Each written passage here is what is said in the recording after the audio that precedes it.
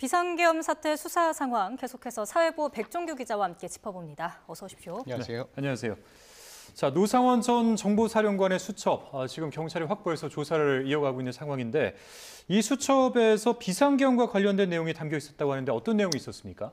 네, 경찰은 오늘 브리핑을 열고 그동안 수사 상황을 밝혔습니다. 앞서 경찰은 노 전 사령관이 거주하던 경기도 안산에 있는 점집에서 이 수첩 하나를 확보를 했어요. 예. 확보한 노상원 전 정보사령관의 수첩에 적힌 내용을 이제 설명한 게 핵심이었는데요. 손바닥 크기의 이 수첩, 60여 쪽 분량의 비상계엄과 관련한 단어들이 적혀 있었습니다. 이 수첩, 계엄 전모를 밝히는 또 하나의 스모킹건, 결정적 증거가 될 거란 전망이 나오고 있는데요. 이 수첩에는 국회 봉쇄라는 표현도 있었습니다. 여기에 정치인과 언론인, 종교인, 노조, 판사 등 수거 대상으로 표현이 됐는데요. 예. 경찰은 이 수거라는 단어에 체포라는 의미가 있다, 이렇게 해석된다, 이렇게 밝혔는데요. 이들의 수용과 처리 방법에 대한 언급도 있었습니다. 일부는 실명이 이 수첩에 적혀 있기도 했었어요.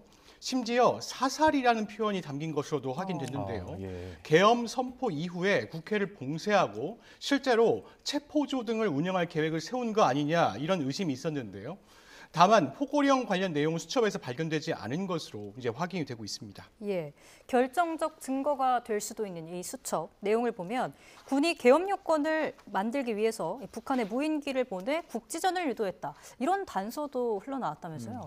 네, 그렇습니다. 지금 조금 전 말씀드렸다시피 수거라는 이제 단어가 하나가 핵심이었고요. 예. 그리고 하나는 NLL에서 북의 공격을 유도하라는 표현도 있었습니다. 김용현 전 국방부 장관 등이 비상계엄을 위해서 북한을 자극하려 했다는 일각의 주장과 이제 맥이 닿아 있는 상황인데요. 다만 경찰은 수첩의 표현대로 실제 행동이 있었는지는 아직 확인되지 않았다고 전했습니다.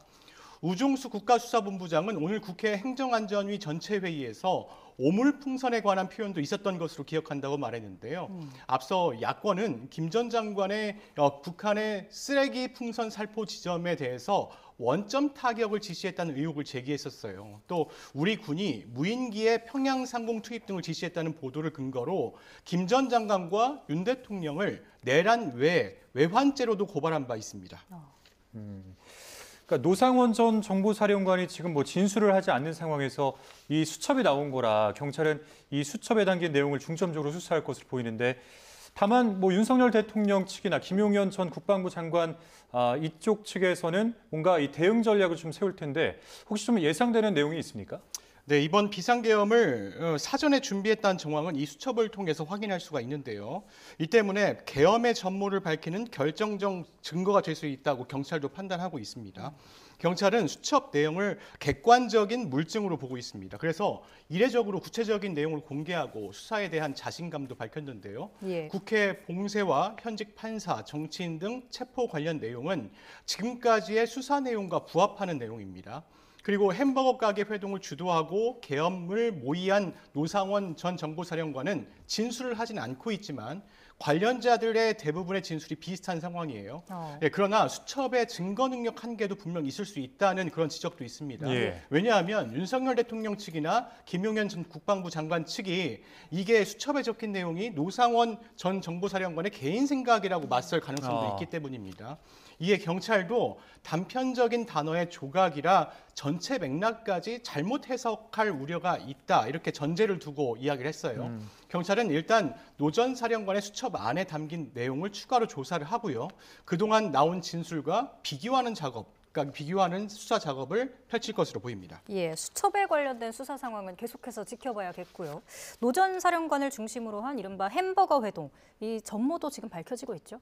네, 그렇습니다. 이른바 햄버거 가게 회동, 노상원 전 정보사령관의 중심으로 두 차례 진행이 됐습니다. 1일과 3일 진행된 것으로 확인이 되고 있는데요.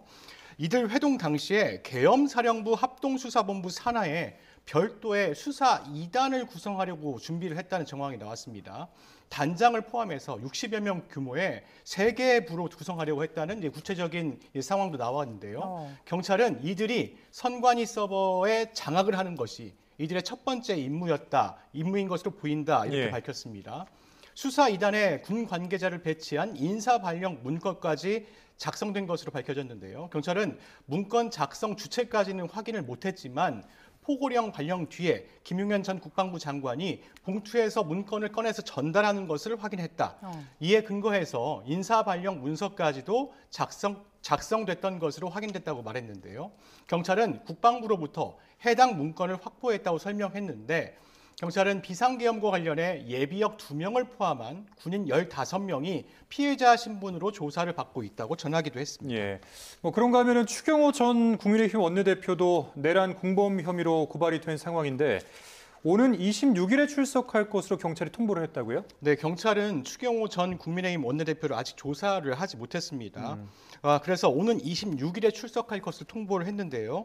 추 의원에게 지난 16일에 출석을 하라고 통보했지만 출석하지 않은 것으로 확인되고 있는데요. 그래서 이번에 두 번째 출석 요구를 한 겁니다. 예. 추 의원은 내란죄 혐의 피고발인, 그러니까 피의자 신분입니다. 예.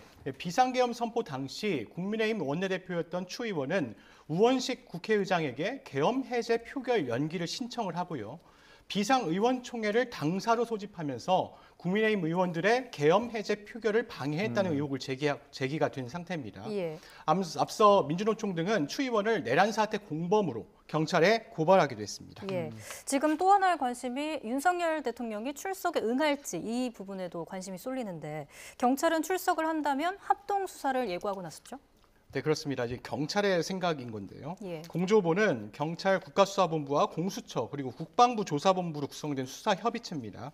경찰은 오는 25일 성탄절에 윤석열 대통령이 공수처에 출석을 하면 합동 조사를 할 계획이라고 밝혔습니다. 예. 그러니까 경찰관이 현장에 파견돼서 질문을 할 수 있게 조치할 것이다 이렇게 말했는데요. 그래서 이제 합동 조사라는 표현을 쓰는 것이라고도 설명했는데요. 예. 다만 법조계에서는 이제 파견 수사관 지위도 아닌 일반 경찰관이 공수처 조사에 입회해 질문하는 것은 위법 소지가 있다는 의견도 있습니다. 경찰은 윤석열 대통령이 계속 소환에 불응하면 체포영장이나 구속영장을 신청해야 하는 것 아니냐는 질문에는 공수처와 협의 중이라고 답변했습니다. 예. 우종수 경찰청 국가수사본부장도 국회 행정안전위 전체 회의에 출석해서 공수처에서 적절한 절차가 진행되지 않을까 생각한다고 밝혔는데요. 그러면서 출석 요구서 발송 주체인 공수처가 판단할 일이지만 공수처와 조율을 한다면 체포영장 청구를 포함한 적극적인 의사개진을 할 것이다 이렇게 언급하기도 했습니다. 예, 뭐 이렇게 경찰과 뭐 공수처가 수사 속도를 빠르게 가져가고 있는 가운데 윤석열 대통령 측이 또 그 공수처의 2차 출석 요구서 우편물을 수령 거부했다. 뭐 이런 내용도 전해지고 있습니다. 네, 그렇습니다. 공조수사본부는 대통령실 총무비서관실 부속실에 발송한 출석 요구서 이 수취인 불명으로 됐고요. 대통령 관저에 보낸 요구서 같은 경우에 수취 거절인 것으로 지금 우체국 시스템상 확인이 되고 있습니다. 전자공문도 보냈는데 이 전자공문도 미확인 상태라고 밝혔는데요. 예. 앞서 지난 20일에 윤석열 대통령 관저와 대통령실 총무비서관실, 부속실 등 세 곳에 특급 우편과 전자공문으로 출석 요구서를 보냈습니다. 요구서에는 성탄절인 25일 오전 10시에 정부 과천청사 공수처에 출석하라는 내용이 담겼는데요. 하지만 윤석열 대통령 측 전자공문을 열람하지도 않고요. 우편물 수령마저 거부하면서 조사가 불발되는 거 아니냐 이렇게 관측이 나오고 있습니다. 윤석열 대통령 측은 아직 변호인 선임계를 제출하거나 경호 문제를 협의하지도 않은 것으로 전해지고 있는데요. 예. 공조보는 일단 25일까지는 윤석열 대통령의 출석을 기다려보겠다는 입장인데 윤 대통령이 최종적으로 출석하지 않으면 새로운 날짜를 정해서 3차 출석 요구서를 보낼지 아니면 곧바로 체포영장을 청구해서 강제로 신병을 확보하는 방안을 추진할지 검토할 계획이라고 밝히기도 했습니다. 보통 수사기관이 피의자가 정당한 사유 없이 두세 차례 소환에 불응하면요.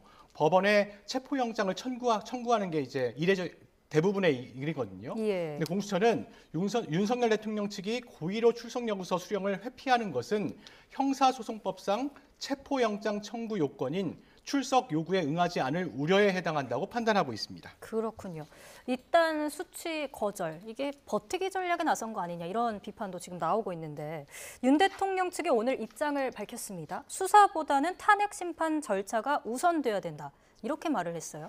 네, 그렇습니다. 윤석열 대통령 측 대리인단 구성에 관여하는 석동현 변호사가 오늘 기자들과 만나서 여러 가지 이야기를 좀 했습니다. 핵심은 대통령은 수사보다 탄핵 심판 절차가 우선돼야 한다는 생각이라고 밝혔습니다. 예. 그러면서 지금 대통령은 권한이 잠시 정지됐을 뿐 엄연히 대통령 신분이라고 언급하기도 했는데요. 어떤 수사든 그 수사기관 앞에 가서 대통령이 응답해야 하는 사안은 또 아니라고 이렇게 강조를 했습니다. 현직 대통령 신분을 유지한 상태에서 수사기관에 출석해 피의자로 조사받는 것이 적절하지 않다는 주장인데요. 예. 석 변호사는 윤 대통령의 주된 공론화 무대는 결국 헌법재판관 참여하에 진행되는 공개된 탄핵 법정이 돼야 한다고 말하기도 했습니다. 그리고 시간 끌기 아니냐, 지연 전략 아니냐 이렇게 물어보는 질문에는 충실한 심판이 필요하다 이렇게 밝혔는데요. 헌법재판소를 향해서도 오는 27일 첫 변론 준비 기일은 무리한 진행이라 이렇게 밝히기도 했습니다. 예. 석 변호사 말을 종합해 보면 탄핵 심판에는 참여하겠다는 의지를 밝혔지만 수사기관의 수사는 응하지 않을 가능성이 커지고 있는 상황입니다. 네, 그런데 뭐 윤석열 대통령이 이 헌법재판소가 보낸 이 탄핵 심판 서류를 수용하지 않았다는 소식 계속 전해졌잖아요. 그러다 보니까 헌법재판소가 오늘 입장 낸 것 같은데 정상적으로 송달된 것으로 간주하고 재판을 이어간다 이런 입장 낸 것 같아요. 네, 그렇습니다. 소환 요구서도 받고 있지 않고요. 탄핵 심판 서류도 수령하지 않고 있는 상태입니다. 네, 헌법재판소는 윤석열 대통령이 계속해서 탄핵 심판 서류를 수령하지 않자 정상적으로 송달된 것으로 간주하고 재판 절차를 이어가기로 했는데요. 현재는 오늘 오후 브리핑에서 대통령에 대한 서류를 형사소송법과 민사소송법 규정에 따라서 지난 19일 발송 송달을 실시했다 이렇게 밝혔습니다. 발송 송달은 대법원 판례에 따라서 소송 서류가 송달할 곳에 도달한 때 발생하므로 소송 서류를 실제로 수령하지 않은 때에도 송달 효력은 발생한다고 밝혔습니다. 앞서 헌재는 19일 탄핵 심판 관련 접수 통지 및 답변 요구서 등 각종 서류를 우편으로 윤 대통령 관저에 보냈습니다. 그랬죠. 이 서류가 20일에 관저로 도착했지만 대통령 경호처에서 재차 수치를 거부했어요. 예. 헌법재판소는 서류가 관저에 도착한 시점에 윤석열 대통령에게 이 서류가 송달된 것으로 간주하기로 하면서 윤석열 대통령은 오는 27일까지 답변서를 제출해야 하는 상황입니다. 예. 헌법재판소는 준비 명령을 통해서 계엄 관련 국무회의 회의록과 계엄 사령관이 선포한 포고령 1호도 제출하도록 했는데요. 이 시한은 24일까지로 변동이 없습니다. 다만 윤석열 대통령이 정해진 시한까지 서류를 제출할지는 미지수인데요. 헌재는 지난 19일 재판관 회의를 열어서 수령 거부 상황에 대해서 논의를 했고요. 예. 이 자리에서 재판관들은 윤석열 대통령 측이 수령을 계속 거부할 경우 발송 송달로 간주하기로 결정했다고 밝혔습니다. 예. 한편 지금 구속 상태인 김용현 전 장관, 현재 검찰이 신병 확보를 하고 있는 중인데 김용현 전 장관의 진술 확보 문제를 두고 수사기관 사이에 잡음이 나온다면서요? 네, 그렇습니다. 오늘 경찰 브리핑에서 기자들의 질문이 있었습니다. 김용현 전 장관의 조사를 시도했느냐 이런 질문이 있었는데요. 경찰 관계자가 이렇게 얘기했습니다. 검찰 쪽에서 조사 협조를 거부해서 공수처를 통해서 김 전 장관의 체포영장을 청구했는데 법원에서 기각했다고 이렇게 말했습니다. 예. 지난 10일 검찰에 구속된 김 전 장관을 조사하려 했지만 검찰이 협조해주지 않아서 불발됐다는 것인데요. 그런데 검찰이 곧바로 또 반박문을 냈습니다. 예. 협조 요청을 거부한 적 없다고 반박했는데요. 지난 21일 공수처에 김용현 전 장관을 조사할 수 있도록 협조해 줬고요. 23일 그러니까 오늘 오후에도 경찰이 김용현 전 장관을 조사하도록 협조해 줬다고 강조했는데요. 공수처와 검찰 간에도 협조가 원활하게 이루어지지 않고 있는 상황입니다. 예. 검찰은 지난 18일에 윤석열 대통령 사건을 공수처에 모두 넘기기로 했지만 아직 관련 기록이 다 넘겨지지 않은 상황입니다. 이런 상황에서 사건 기록 정리와 그 자료 공유 범위 협의가 조속히 마무리되지 않으면은 공수처는 김 전 장관의 진술 조서 없이 윤석열 대통령을 조사해야 하는 이런 상황도 벌어질 수 있습니다. 이런 상황이 계속되면 윤석열 대통령 등 조사 대상자들이 수사기관 불협화음 문제를 제기할 수도 있는데요. 예. 내란 수사 자체를 무효화하려고 이제 할 수 있다. 무효화하려는 이제 우려도 나오고 있는데요. 당장 김용현 전 장관 변호인단은 입장문을 통해서 미리 이루어진 수사 자료를 공유하지 않고 체포영장 청구 그 자체가 불법 수사다 이렇게 주장하고 있습니다. 김 전 장관 측은 검찰에 출석해서 13차례 조사를 받았다면서 다른 수사기관에서 같은 혐의를 수사하겠다고 출석을 요구하는 건 불법이라고 의견서를 제출하기도 했습니다. 예. 이에 따라서 김용현 전 장관 측은 오늘 경찰 조사도 거부했습니다. 예. 잘 들었습니다. 지금까지 사회부 백종규 기자와 함께 비상계엄 수사 상황 짚어봤습니다. 고맙습니다.